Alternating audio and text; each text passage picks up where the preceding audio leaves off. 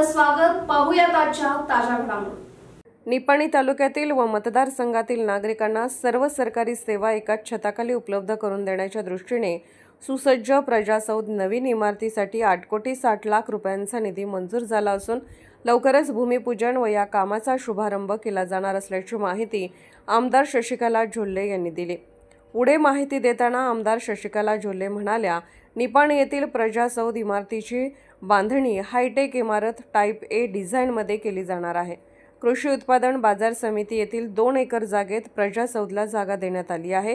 तिथेच प्रजासौध बांधून जनतेची सोय करून देण्यात येत आहे। 2021-22 मध्ये मंत्री असताना सहकार मंत्र्यांना कृषी उत्पन्न बाजाराच्या परिसरात जमीन देण्याची मागणी केली। या मागणीचा विचार करून जागा मंजूर केली आहे। त्यानंतर 2 एकर जागा महसूल विभागाकडे सोपवण्यात आली आहे। सध्याच्या काँग्रेस सरकारकडे असलेल्या महसूल मंत्र्यांना ही मागणी करून विनंती केली होती।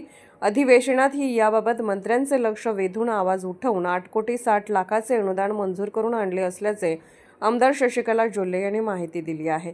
SB न्यूजसाठी निपाणीहून मुख्य संपादक शिवाजी भोरे। राजकीय, सामाजिक, आर्थिक असा सर्व घडामोडींचा आढावा पाहायला विसरू नका SB न्यूज चॅनल आणि नक्कीच सबस्क्राइब करा।